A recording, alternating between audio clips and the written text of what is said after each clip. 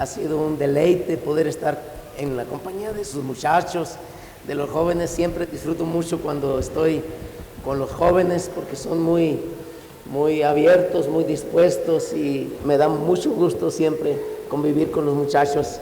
Y gracias a todos ustedes por todos sus detalles y atenciones como iglesia en estos días que mi esposa y yo hemos estado aquí. Casi nunca ella va conmigo cuando salgo así a otra iglesia, y hoy es un privilegio para mí que ella esté conmigo. Y es una bendición de Dios después de que ella, mire, su papá murió de cáncer, su mamá murió de cáncer, su hermana murió de cáncer, su hermano mayor murió de cáncer, y ella está con cáncer. Y cuando el cáncer se presentó a su vida, pues fueron momentos de dificultad en la vida de ella principalmente, y en mis hijos y yo. Y gracias a Dios que a ustedes, sin conocerla, oraban por ella. Quizás no sabían todos los detalles de sus 2 cirugías, las quimioterapias, pero orando a distancia Dios sabía, y el Espíritu Santo sabía cómo interceder por aquellas cosas que ustedes no entendían, porque nunca nosotros podemos estar en los pies de quien está pasando por la prueba. No estaban ustedes ahí cuando ella estaba sin cabello y hecha toda un pedacito de carne indefensa, ahí acostada. Yo me acuerdo, la veía ahí sin nada, pelosita, ahí recogidita, sin fuerza, sin nada. Eran momentos difíciles, y todo eso estaba cubierto por las oraciones de muchos creyentes que sin conocernos oraban por nosotros. Y les agradezco a ustedes, y la bendición de que ella ande conmigo ahora completamente sana. Bueno, sigue tomando algunos medicamentos para eso, pero en revisiones confiamos en el Señor.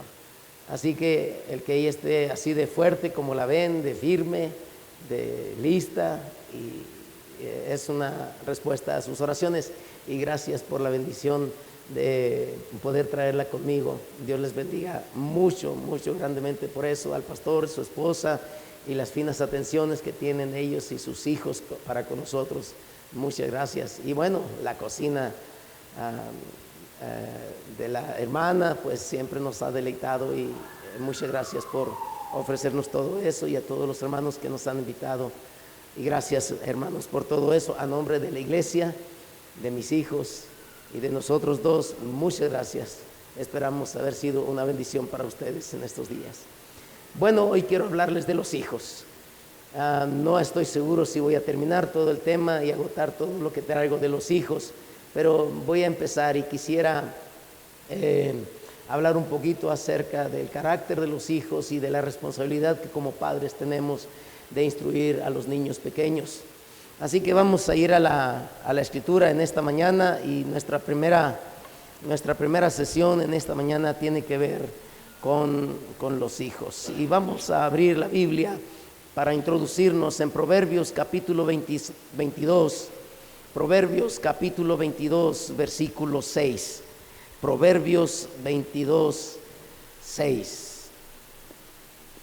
Dice la escritura: instruye al niño en su camino, y aun cuando fuere viejo no se apartará de él. Oremos. Bendice, Señor, ahora tu palabra con nosotros con respecto a los que vienen detrás de nosotros. Como padres, como esposos, también tenemos que ver por nuestros hijos. Y gracias te damos por la bendición de tener a hijos en unas edades infantiles, por la bendición de poder tener la oportunidad de instruir al niño en su camino. Bendice tu palabra con nosotros en el nombre de Cristo. Amén. La escuela dominical se terminaría a las 11. Se fue el pastor. A las 11 regularmente, hermana.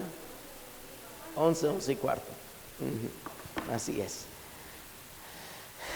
Cuando la escritura dice instruye al niño, la palabra instruir es una palabra, bueno, el idioma hebreo es muy complejo, está lleno de figuras y de ilustraciones, no es tan específico como nuestro idioma. Cuando dice ahí instruye, el que es la palabra que se tradujo para que nosotros podamos en nuestro idioma tratar de comprender lo que el Espíritu Santo estaba escribiendo aquí a través del proverbista, es la figura de una nodriza que tenía la tarea de masajear con su pulgar el paladar alto del niño. Esta mujer iba a la fuente de dátiles y tomando el sabor de algo tan dulce como lo es el dátil, entonces masajeaba el paladar para provocar al niño el gusto por lo bueno, por lo dulce. Era despertar su recién nuevecita cuerpecito y experiencias a algo que fuera bueno. Instruir al niño significa despertarlo a lo bueno, entrenarlo, provocar el gusto para las cosas buenas. Cuando nosotros nacimos con algo a lo que la Biblia le llama naturaleza pecaminosa. Todos nosotros somos pecadores. De eso no hay ni siquiera duda. La Escritura es muy enfática. Romanos 3 es muy fuerte en eso. No hay justo ni aun uno. No hay quien entienda. No hay quien busque a Dios. Todos se desviaron a una se hicieron inútiles. No hay quien haga lo bueno, no hay ni siquiera uno. Todos somos pecadores. Cuando Dios creó a Adán y a Eva, los creó perfectos a su imagen y a su semejanza. La naturaleza de ellos fue una naturaleza limpia, pura, semejante. Todo lo que ellos eran y a lo que ellos estaban expuestos era la santidad de Dios. Toda la verdad que ellos conocían era la verdad que Dios les daba a ellos. Para eso estaban ellos adaptados. Pero cuando la serpiente entró al huerto, en la desobediencia de Adán, en Adán entró algo a lo que la Escritura le llamará la naturaleza pecaminosa. En algunas ocasiones lo escucharemos mencionado como la naturaleza adámica o adánica en algunos libros. Y eso fue algo que vino a formar parte de la vida de Adán que no estaba antes. Y por primera vez el hombre estuvo expuesto a cosas que nunca estaba expuesto, a la vergüenza, a la desobediencia, a la disposición de todo aquello que era contrario a la verdad primaria. Y esta debería ser o vendría a ser para el hombre una inclinación, una inclinación dominante. Esa naturaleza habría de absorber al hombre de tal forma que el hombre estaría posicionado preeminentemente por su naturaleza pecaminosa. Cuando Adán y Eva tuvieron a su primer hijo, por cuestiones, recuerdan del primer sacrificio, disgustado contra su hermano, ¿qué hizo? Lo mató. ¿Cómo es que pasó esto? ¿Acaso Adán y Eva le enseñaron a su hijo, mira, cuando tu hermano haga algo así, pues cóbrate con lo que puedas y ponlo en su lugar? No, ellos no lo enseñaron. ¿Cómo es que al primer hijo de la primera pareja, cómo es posible que le haya ocurrido eso? ¿De dónde sacó él eso? Sus hijos, sus papás nunca lo enseñaron a mentir, a robar, a enojarse y mucho menos a quitarle la vida a su propio hermano. ¿Qué era eso? La naturaleza pecaminosa que vino a ser parte de Adán y Eva, ahora la vemos en el hijo. La naturaleza pecaminosa transmitida. Y desde Adán, cuando empezó la línea de descendencia, luego Caín y luego cada uno de sus descendientes hasta el día de hoy, Cuando nosotros tenemos un hijo y Dios nos da la bendición de engendrar un hijo, lo engendramos a nuestra imagen y semejanza. Y eso significa que ese niño que nació en nuestra casa, aunque yo sea pastor, aunque usted sea un buen cristiano desde hace muchos años, la realidad es que ese hijo tiene una naturaleza pecaminosa transmitida y por lo tanto mi hijo es un pecador y su inclinación natural va a ser siempre hacia el mal. Si se le pone de enfrente la verdad y la mentira, escogerá la mentira. Si en algún momento se le da a escoger el amor o la envidia, escogerá la envidia, la venganza. Su naturaleza es pecaminosa. Eso es algo que nosotros como padres debemos saber, entender y estar conscientes de eso.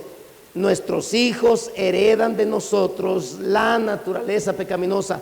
Nuestros hijos no solamente se parecen a nosotros en lo físico, también nosotros les heredamos a ellos una naturaleza pecaminosa.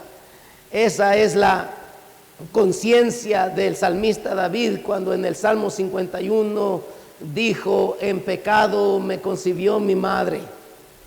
Es una conciencia plena de que en el momento del nacimiento de ese niño, cuando ese niño ha sido concebido, cuando ese niño ha sido traído a la existencia, en ese momento, no solamente la semilla del hombre y la semilla de la mujer, cuando se fusionan, empieza esto a ser una nueva vida.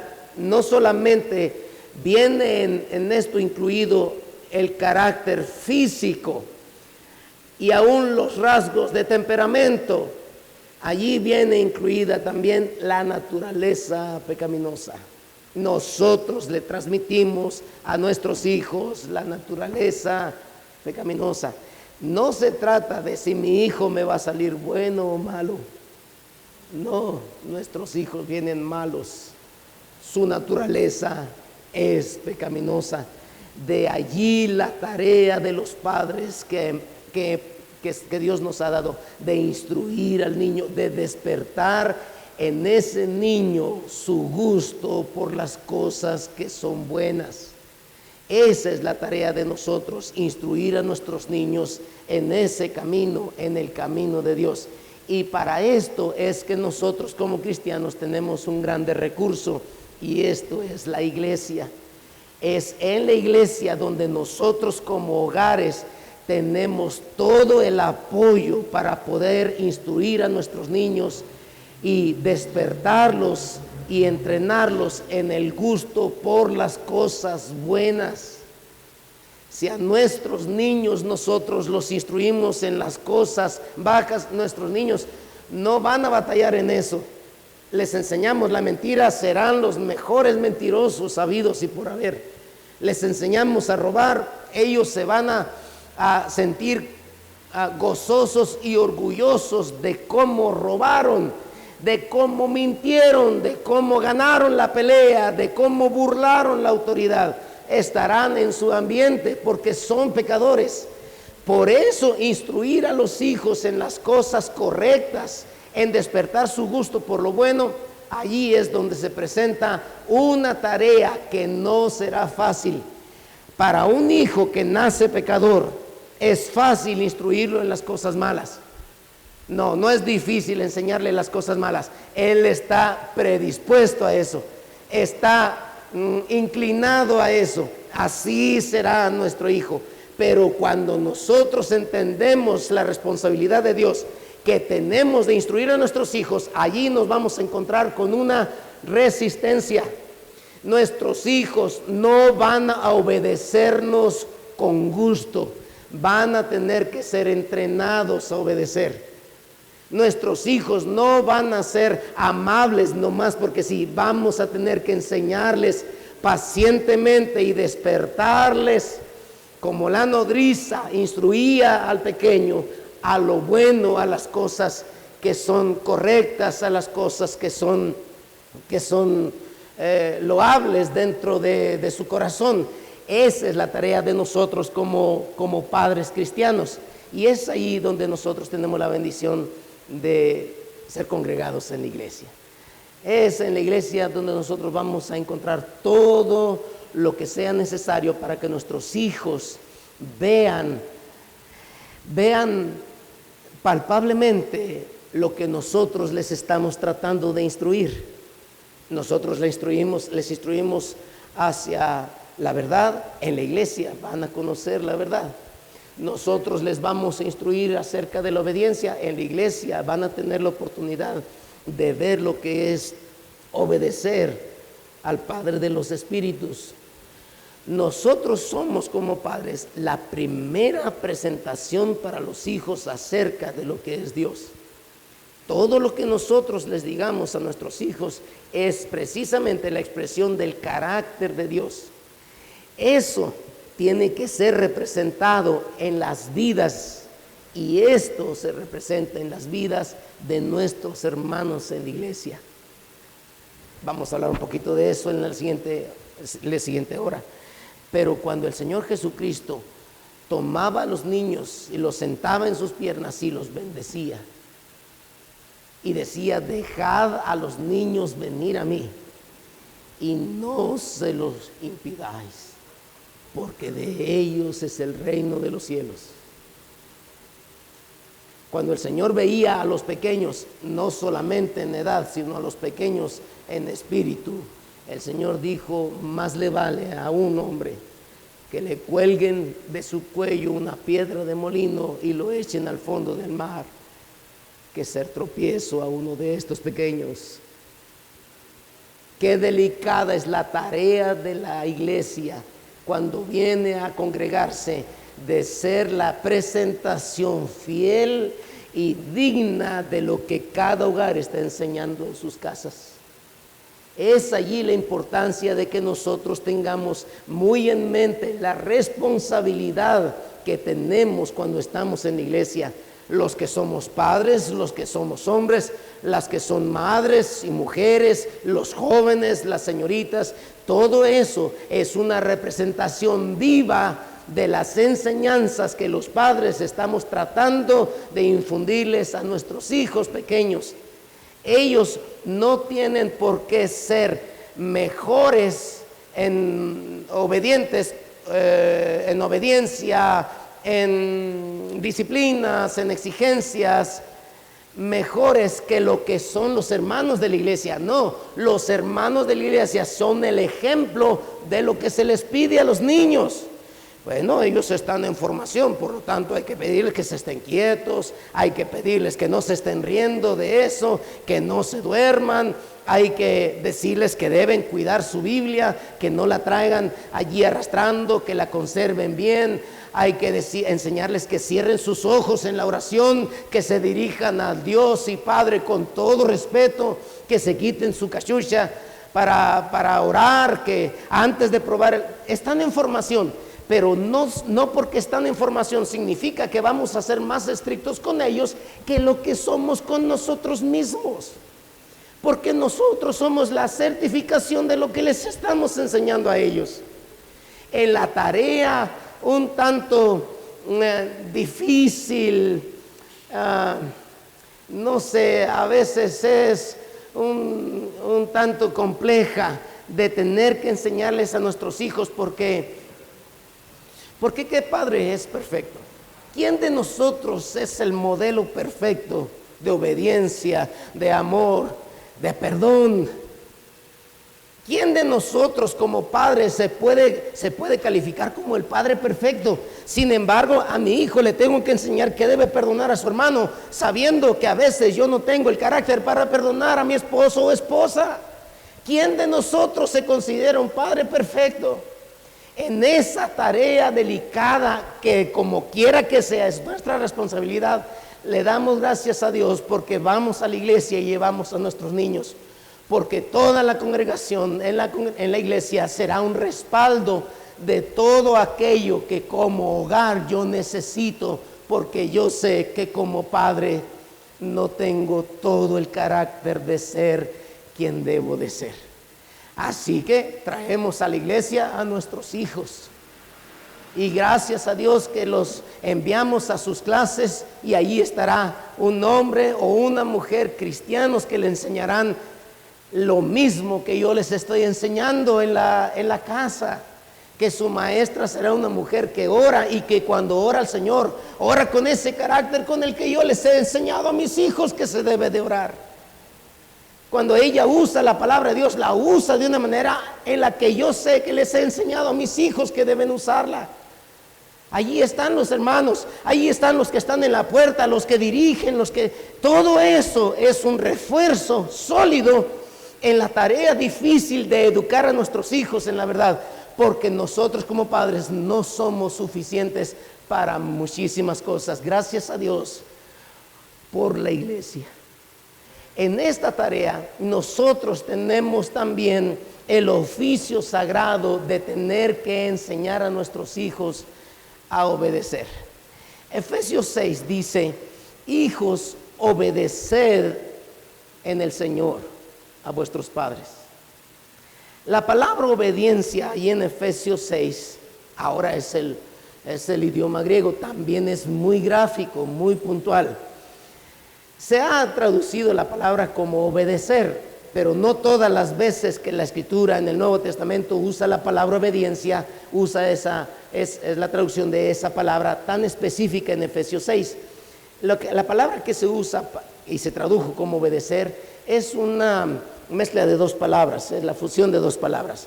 La primera palabra, quienes conocen este idioma dicen que se puede pronunciar más o menos como jupo, y eso es una expresión que significa debajo de algo, debajo de. Y luego pone el verbo, dicen los que estudian este idioma, akuo, que quiere decir escuchar. Y si juntamos la palabra en el español, si se hubiese traducido tal cual, más o menos sonaría como hijos, debajo, escuchar a los padres. ¿Por qué se tradujo como obedecer? Porque jupo akuo era un término militar. Así que cuando un superior le daba una indicación a un subordinado, lo único que tenía que hacer el soldado era oír. Y sencillamente porque oyó la orden, debía estar debajo de esa orden. No solamente debía oír, sino que debería estar entrenado a ponerse debajo de eso que escuchó. Y cuando juntamos el sentido de eso, o los traductores pusieron obedecer. Eso quiere decir que la obediencia que nuestros hijos deben profesar a los padres se basa en el entrenamiento del oído del niño. Nuestros niños tienen que aprender a oír, a escuchar. Y cuando ellos saben que papá o mamá habló, es el momento de subordinarse a lo que padre y madre dijeron. Así como un soldado raso ante el coronel o el que esté arriba de ellos en la jerarquía de la milicia, no tiene que preguntar: ¿y por qué yo? Yo ya lo hice ayer. Ahorita voy. ¿Qué dijo?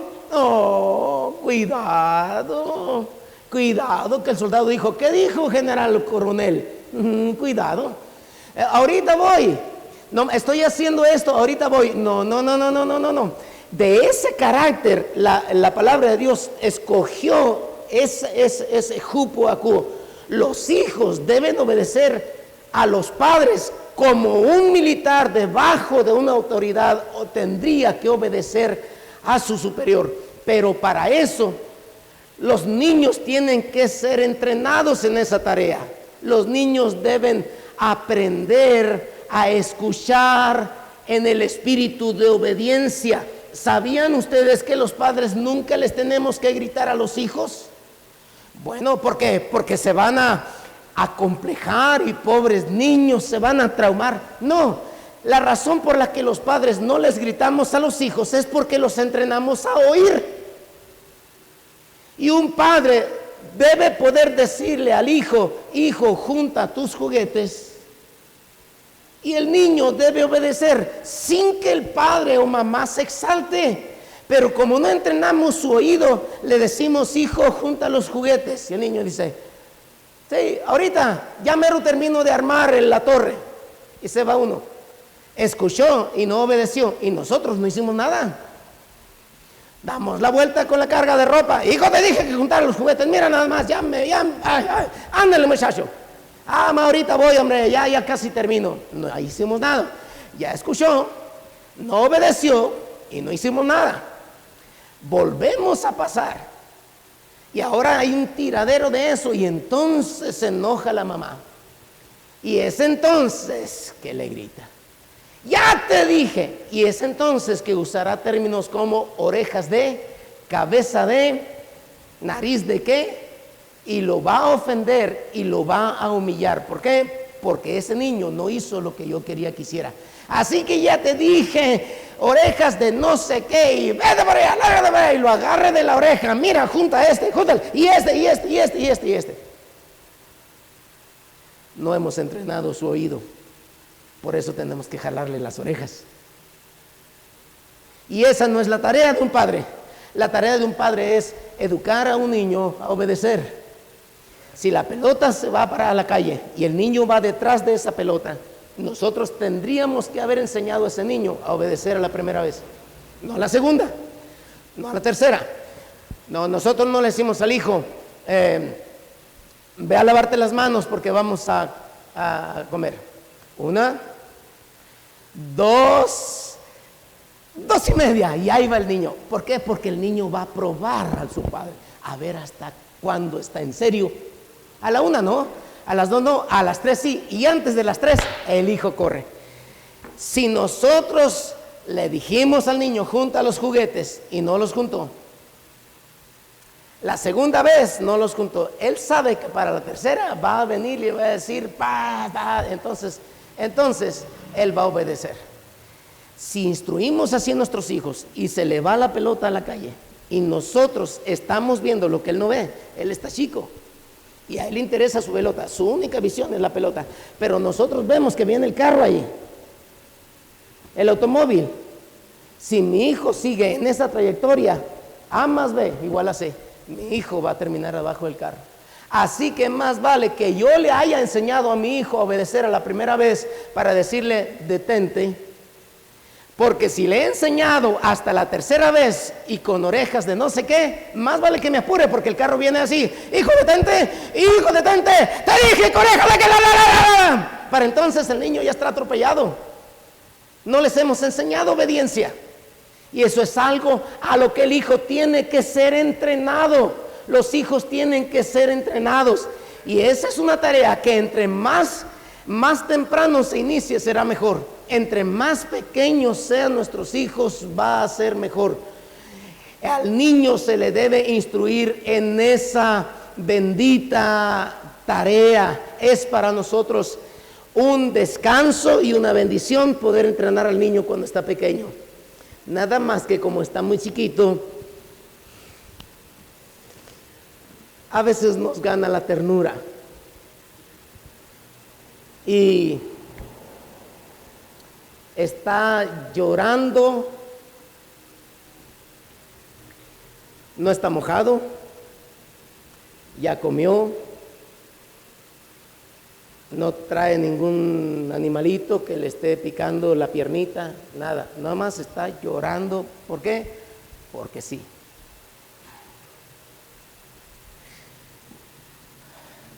Tiene su horario, debe de comer hasta dentro de 2 horas.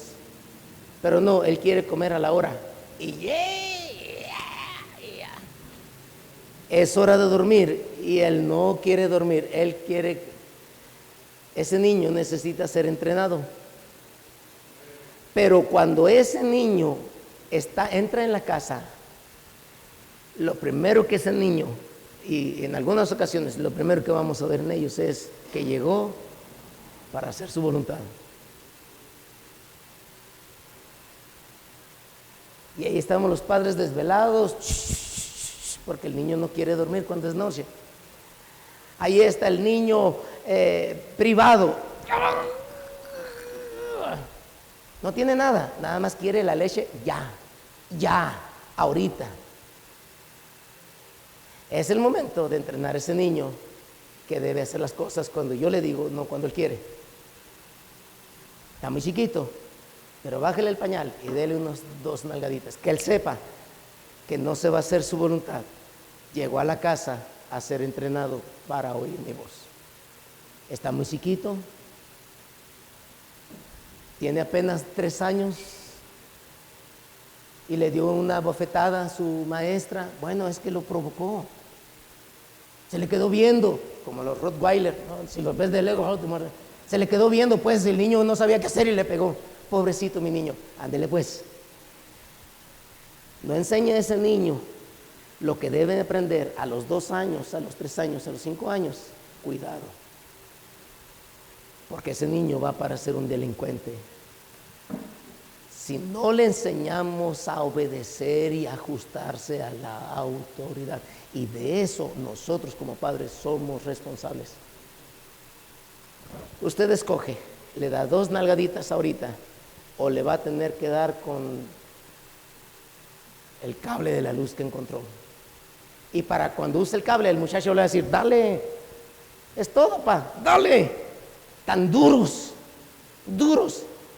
Hijo, te voy a tener que azotar. Pues dale, dale, dale. Y su orgullo, aunque les arda, ahí están duros. Y poquito más se le van a decir, bueno, ahora me toca a mí. A ver, vamos a darnos, a ver quién gana. Porque no los entrenaron desde chiquitos. Un padre debe saber tener el carácter, padre y madre, de instruir a ese niño en las edades tempranas. No, la escritura no se equivoca cuando dice que la vara de la corrección es buena. Da sabiduría, evita. ¿Ha visto usted en el mercado al niño tirado haciendo un berrinche porque quiere una paleta? Claro, los del mercado ponen las paletas a la altura de la estatura del niño. Y ahí está el niño y quiere esa paleta y quiere esa paleta. No, no debe comer esa paleta. Por cualquier razón. Él puede decir por qué. No entenderías. No entenderías por qué. Yo puedo saber que no es hora, puedo ser que no ha comido, puedo saber que anda mal del estómago, puedo saber que su azúcar anda esto. Yo sé por qué debo decirle que no. Sencillamente, hijo, no. Si no le he enseñado a ese niño y se me tira ahí en el mercado, ¿sabes lo que he visto a los padres hacer? Ay, sí, ten mi reina, mi princesa. Ya. Así como estaban. Ay, niño, no. Hay padres que no están enseñando a ese niño el carácter. En la instrucción de la vida de nuestros niños, nosotros como cristianos no solamente tenemos la ayuda de la iglesia, también tenemos la ayuda de la escuela. Noten el ejemplo en 1 Samuel 2. He aquí un niño al que su madre le enseñó a oír. En 1 Samuel, ustedes y yo recordamos la historia de cómo fue traído Samuel al hogar de Ana y de Elcana. Cuando en el capítulo 1 de 1 Samuel es traído el niño al templo, podemos pensar, y la escritura no lo dice, pero el niño debió haber tenido 5, 6 años de edad. Y llega el momento en el que esta madre, y apoyada por su padre, lo traen al templo, se lo entregan a Samuel. Esta es la primera ocasión en la que vemos nosotros a un hogar entregando a su hijo a la potestad y a la autoridad de alguien que no son sus padres. Esta es la primera figura de un maestro interviniendo en la vida de un hijo que no son sus padres. Los maestros de nuestros hijos somos nosotros, sus padres. Nosotros les enseñamos la diferencia entre el bien y el mal. Todo lo que nuestros hijos oyen de nosotros es una verdad absoluta. ¿Por qué? Porque te lo dijo tu padre, te lo dijo tu madre. ¿Por qué lo cree así? Porque su padre se lo dijo. Es una verdad absoluta. No puede cambiar. Somos sus primeros maestros. Pero cuando ya nosotros no tenemos la capacidad de poder instruir a nuestros hijos en ciencias en las cuales ya nosotros no tenemos capacidad, como cómo enseñarle a leer, cómo enseñarle a sumar y a restar, cómo enseñarle geografía y cómo enseñarle historia y todo eso, llega el momento en el que como maestro necesito la ayuda de otro maestro. Y es entonces que nace la figura de lo que hoy conocemos una escuela. Una escuela. Cuando Samuel fue entregado al templo en el capítulo 3 de 1 de Samuel, dice Samuel, 1 Samuel 3:3, estaba durmiendo en el templo de Jehová, donde estaba el arca de Dios, y antes que la lámpara de Dios fuese apagada, Jehová llamó a Samuel y él respondió: heme aquí.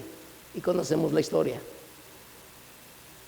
Si este niño no hubiese sido entrenado en su hogar para escuchar y responder en obediencia a eso, no tendríamos nosotros al hombre de Dios que fue el gran Samuel. El hombre de la talla, del carácter de un Samuel, cuya escuela de profetas proveyó los siguientes 500 años a los hombres de Dios en los tiempos venideros de los reyes. Este gran Samuel, la vida y la trayectoria de Samuel empezó en su hogar. En su hogar. Allí empezó el oír y obedecer. Ahora Jehová le habló. Es decir, que todo lo que nosotros tratamos de hacer cuando le enseñamos al hijo a oír y obedecer es por el hecho de que algún día Dios va a tener tratos con él. Dios le va a hablar a mi hijo algún día. Y cuando eso pase, nosotros queremos que nuestro Samuel diga: heme aquí. Si nuestros hijos no nos obedecen a nosotros como padres terrenales, no obedecerán a Dios. Si nosotros los mal educamos a obedecer, serán mal educados en la obediencia a Dios. Por eso es que nosotros, con mucho cuidado y con mucha oración, nos dedicamos a enseñarle a nuestros hijos a obedecer, porque algún día van a tener que obedecer o desobedecer a Dios. El éxito de su vida, la realización de su vida y el que le vaya bien a él, a su esposa, a sus hijos, a su esposo, a sus hijos, dependerá de su carácter de obediencia a Dios.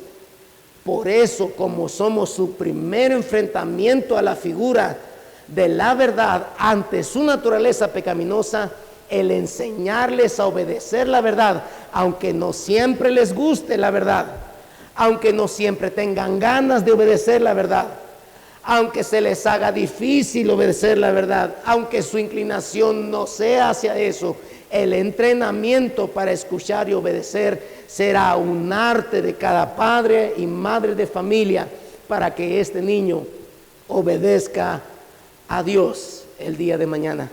Y podremos descansar en el hecho de que nuestros hijos están listos para oír la voz de Dios y una vez oyéndola, la obedezcan. Los mejores cristianos obedientes a la voz de Dios, que tienen discernimiento para escuchar la voz de Dios, son aquellos que fueron entrenados a obedecer a sus padres terrenales. Y ahora este niño tiene que salir de casa. Así como tenemos la bendición de la iglesia como el referente vivo de los principios que estamos enseñando en la casa, la escuela se tiene que volver el referente vivo de lo que es la verdad. Cuando a la edad de 5 o 6 años, dependiendo la circunstancia, nosotros tenemos que llevar a nuestro hijo a los pies de otro maestro nosotros como padres cristianos tenemos que asegurarnos que ese maestro les va a enseñar que 2 más 2 es igual a 4. Y si él dice 1, 2, 4, 5, 2 más 2, 5, no. ¿Qué te dijo tu maestra? Maestra dice que 2 más 2 son 4. Entonces 2 más 2 son 4 porque te lo enseñó tu maestra, tu maestro. Ese maestro es un referente de la verdad. Yo soy su primer maestro. ¿Quién será su siguiente maestro en la escuela pública?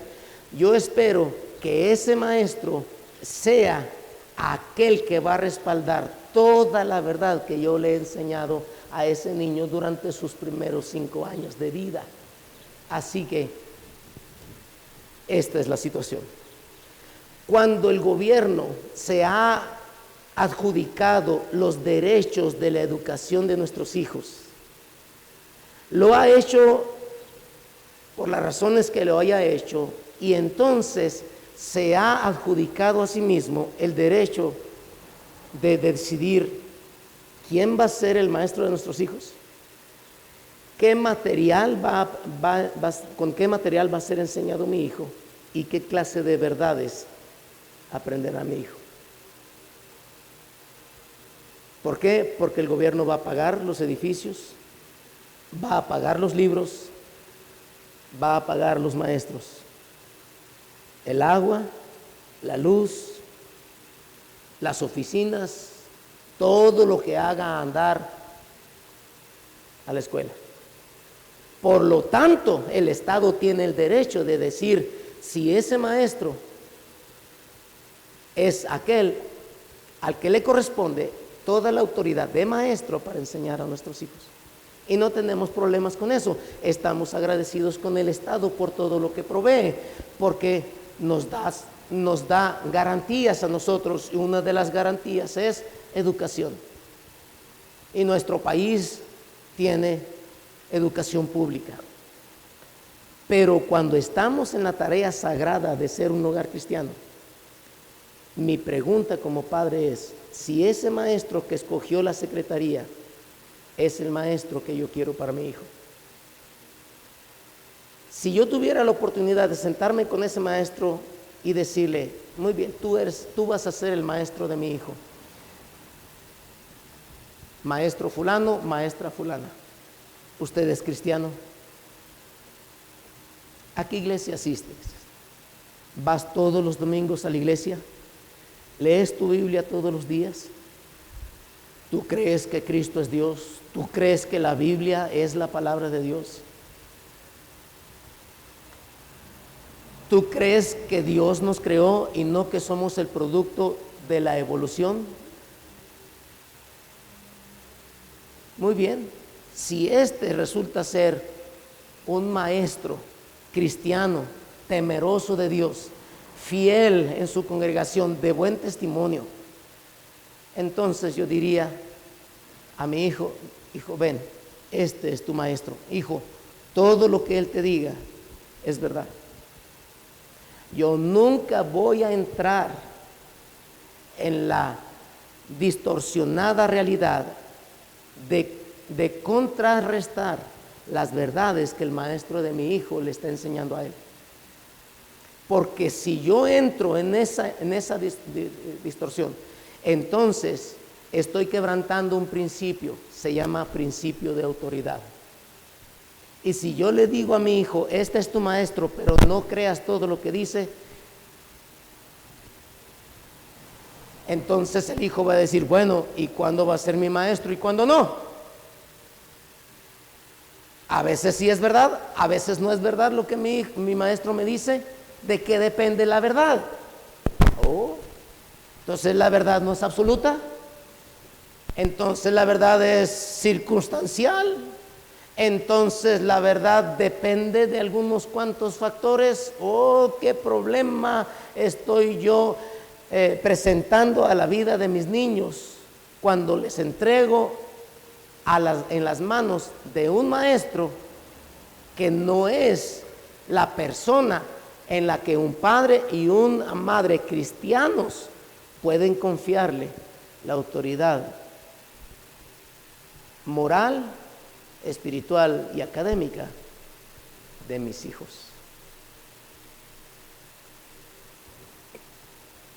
Pero el Estado paga. Déjame ver los libros con los cuales le vas a enseñar a mi hijo. Yo tengo 55 o 56 años por ahí. Se me olvida y mi esposa siempre me recuerda. Pero creo que cumplí 56 años. Mi papá murió cuando yo tenía 7 años. Cuando mis hermanos iban a la escuela, a la primaria, había unos libros en donde estaba una señora así como con una bandera. Apenas lo recuerdo. 50 años, más de 50 años. Mi mamá me platica que en esos libros, aquellos libros, cuando empezaron a sacar el cuerpo del hombre y el cuerpo de la mujer, y eran dibujitos nada más, y nada de desnudez ni nada, sencillamente para ver eso, mi papá fue a la escuela, a la dirección de la escuela, y le dijo: si ustedes están enseñando eso a mi hijo, voy a sacar a mis hijos de la escuela. ¿Por qué? Porque el derecho de enseñar eso es exclusivo del hogar. Si mi papá viera lo que hoy los libros de la educación pública enseñan.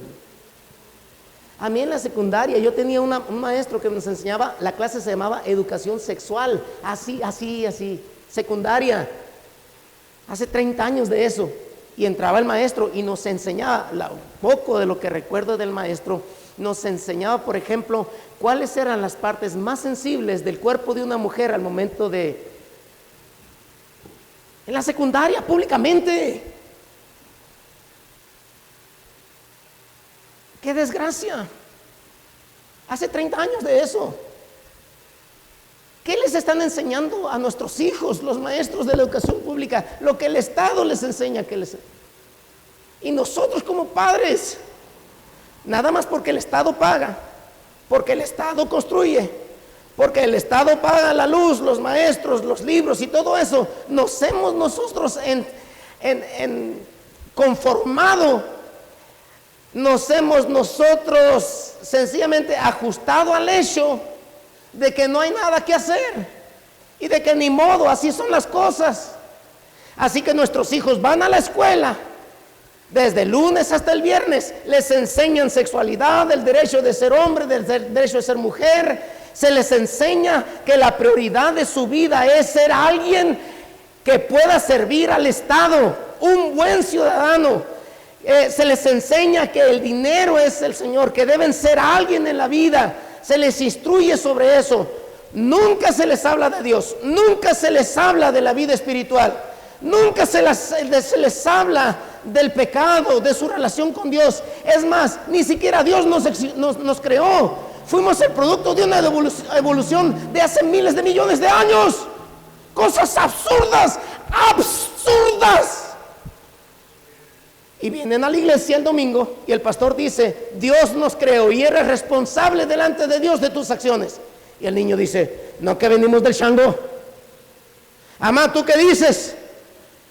Pues ¿qué dijo el pastor? El pastor dice que Dios nos creó. ¿Y qué dijo tu maestro? Que venimos del chango. ¿A cuál de los dos le creo?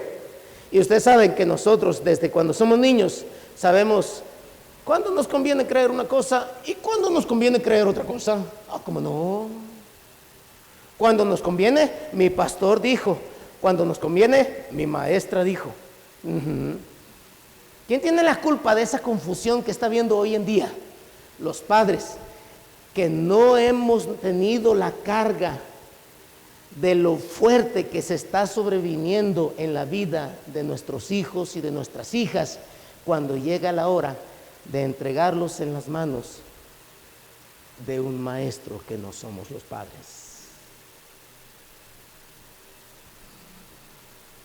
Hace como 13 años, 14 años, tuvimos que tomar una decisión en la iglesia. Retirar a nuestros hijos de la escuela pública. ¿Qué implica eso? Que ya no tenemos los edificios del Estado ya no tenemos los libros del Estado, ya no tenemos los recibos de luz y agua pagados por el Estado. Así que significa que nosotros vamos a tener que hacer nuestro edificio, pagar nuestra luz, nuestra agua, nuestros mesabancos y nuestros libros. Y tuvimos que recoger a nuestros niños de la escuela pública. ¿Y quiénes les van a enseñar a nuestros hijos? Les van a enseñar maestros calificados. ¿Y quién es un maestro calificado en la iglesia para enseñar a su niño? Un hombre y una mujer llamados por Dios a esa tarea. No es suficiente que sepa que 2 más 2 son 4. Deben saberlo y deben saberlo bien. Pero ese maestro debe ser una persona que respalde en su carácter la perfección de las matemáticas. Y debe saber enseñar a nuestros hijos las materias de geografía, historia, biología, física, química, cálculo integral, cálculo diferencial, todo eso en el temor de Dios. Y eso solo se puede hacer en una escuela cristiana. Yo recuerdo una vez a unos niños que tuvieron que cambiarse y salieron de nuestra escuela. La mamá después visitándonos dice, le quiero contar, cuando llegamos a la escuela pública, mi hijo vio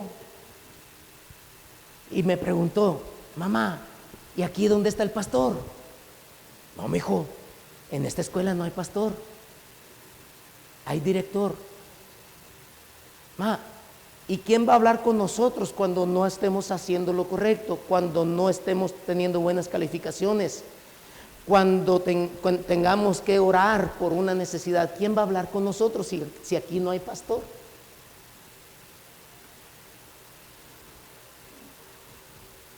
Eso es una escuela cristiana, donde quien está al frente es un hombre temeroso de Dios, no alguien que estudió y estudió y estudió y estudió y estudió y estudió y que por ello se sienta calificado. La persona calificada para estar al frente de la educación de nuestros hijos es un hombre y una mujer de Dios.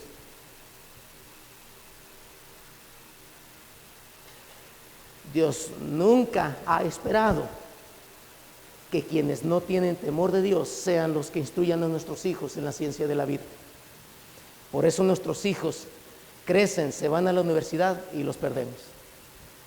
Porque creen que toda su vida es ganar dinero y tener su despacho y suplir a su padre que dejó el negocio y seguir adelante. ¿Y Dios qué? ¿Y dónde está Dios? Nunca se les enseñó en su proceso de educación que Dios es primero.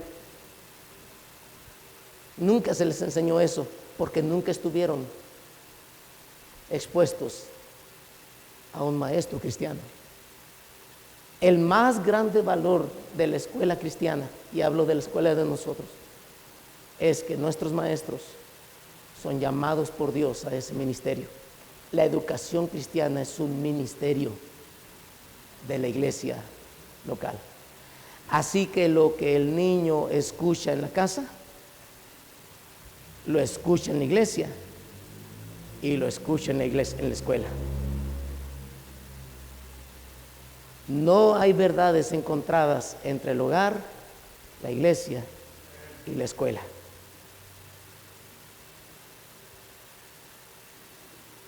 Educación cristiana.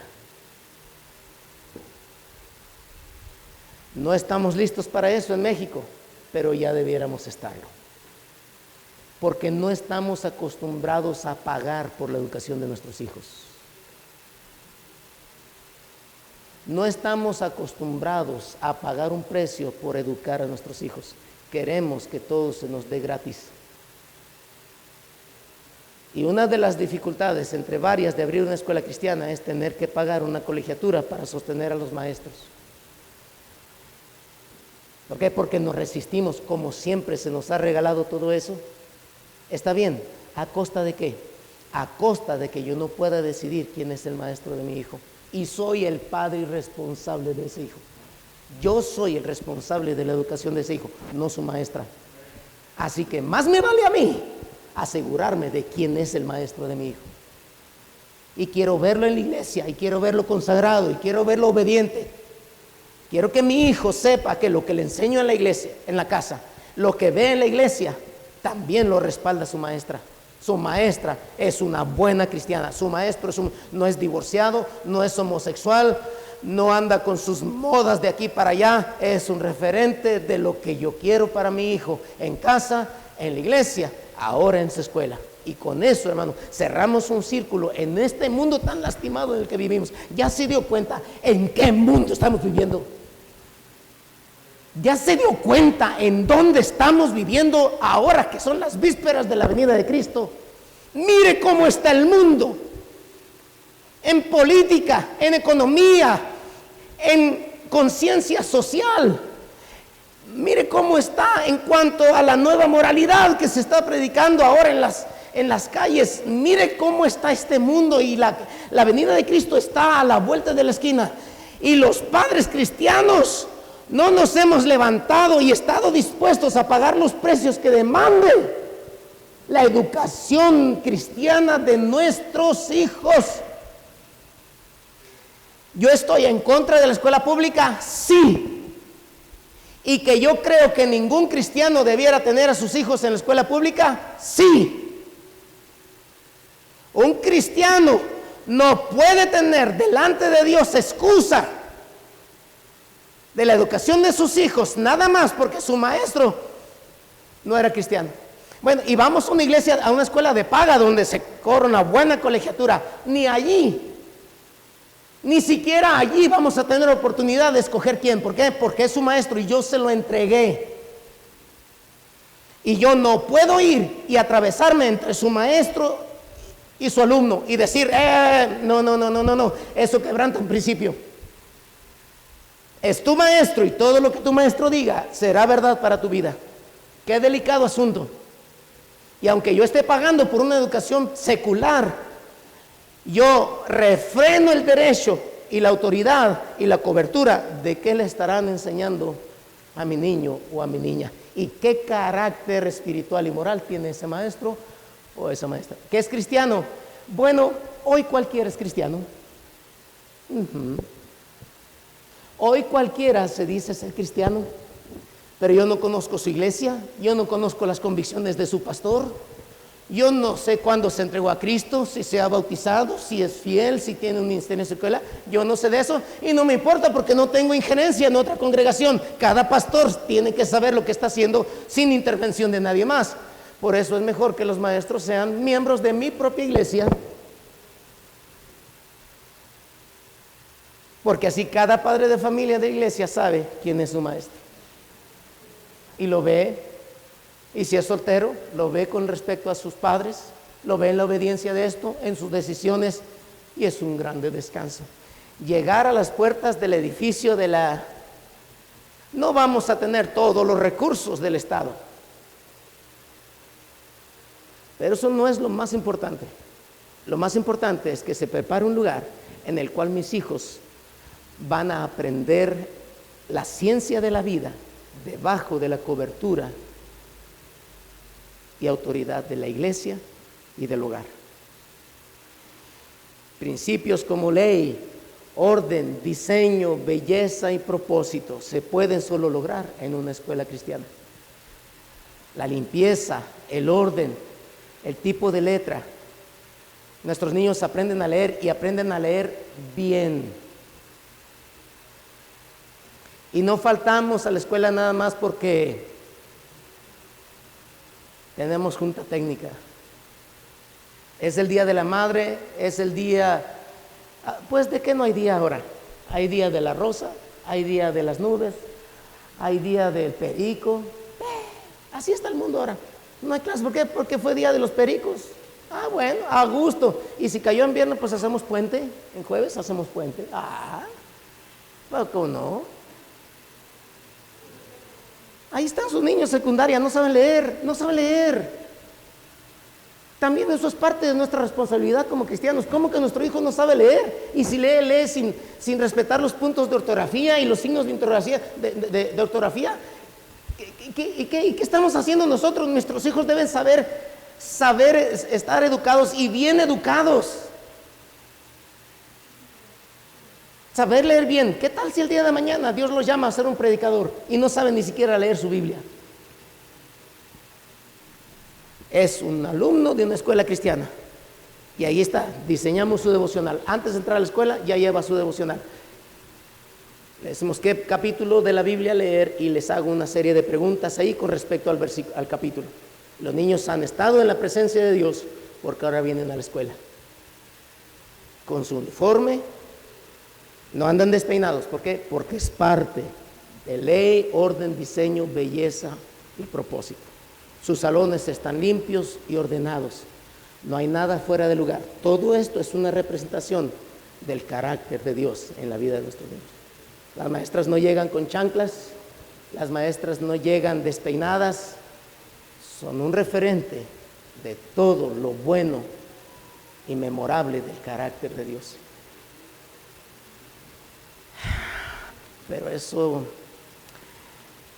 implica algunos precios que hay que pagar, pasos de fe que tenemos que dar. Tenemos que dar pasos de fe y no siempre es fácil.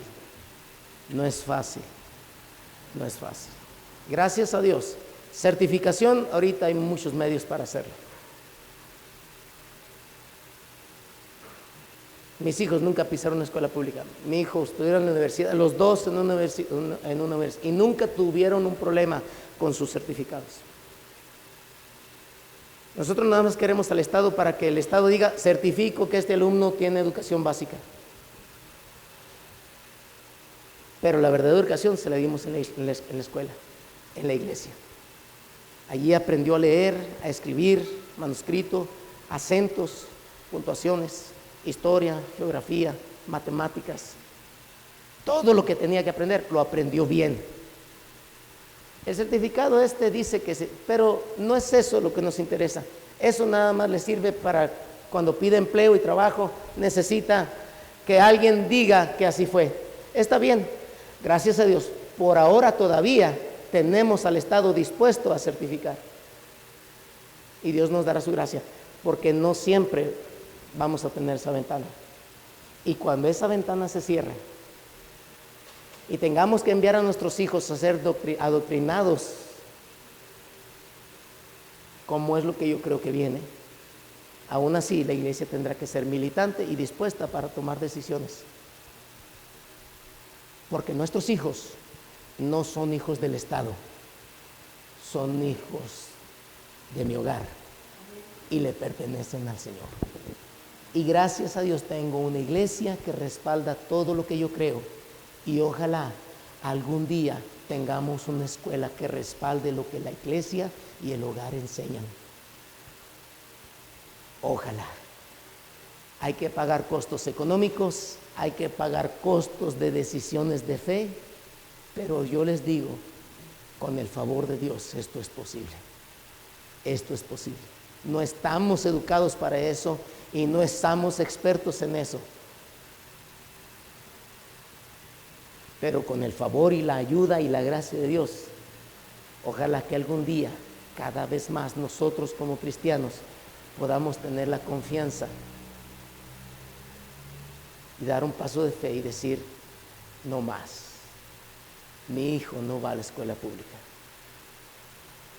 ¿Se va a quedar analfabeto? No, es más, va a salir mejor educado que si fuera la pública. De veras, así es. Nuestros niños están en segundo año, salen, se van porque en Tijuana la población es muy flotante, se van a Veracruz allá, hacen su examen, los ponen en cuarto, porque ya se saben las tablas. Y todavía con los de cuarto saben leer mejor que los de cuarto, saben las tablas del 1, del 2 hasta el 12. No se van a quedar burros. No. Pero ese temorcito de que si el Estado no certifica que están educados, ese temorcito tiene que salir de nuestro corazón. Un hijo cristiano está educado cuando le ha educado un maestro con temor de Dios. Claro que tiene que aprender a hacer sus tareas, y claro que tiene que aprender a entrar a cierta hora y salir a cierta hora, y claro que tiene que aprender a esto. Todo eso se llama educación formal. Nuestros hijos tienen que tener una educación escolarizada, pero dentro del ambiente espiritual de una escuela cristiana. Hermanos, esto se los digo en el entendimiento de la responsabilidad que como padres tenemos acerca de nuestros hijos. De nuestros hijos. Y no tengo que esforzarme para decirles que nuestros hijos valen la pena. Yo no arriesgaría a mi hijo a que el siguiente maestro fuera un homosexual.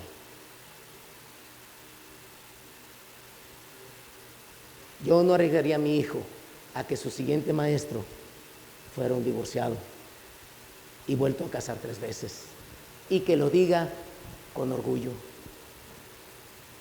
Yo no me arriesgaría a que su siguiente maestro fuera un hombre que cree que Dios no existe. No, mi hijo vale más que eso y Dios me hace responsable por eso. Señor, bendice tu palabra con nosotros en esta responsabilidad ahora que nos reunimos como hogares cristianos, en detalles tan sensibles en los que a veces necesariamente tenemos que hablar, necesariamente tenemos que traerlo a la mesa. Bendice, Señor, lo poquito que he podido expresar aquí. Y oramos, Señor, que cualquier quizá solo despierte curiosidad. Quizás sea la respuesta a la oración de algún padre de familia que ve a su hijo alejarse de Dios en la escuela. No sé, pero como quiera que sea, lo que hemos visto en principios de tu palabra pueda caer en un terreno en el cual, Señor, la verdad sea establecida por mucho tiempo. Bendice nuestro país, un país tan lastimado en el que vivimos. Bendice, Señor, a nuestros hijos, ciudadanos mexicanos.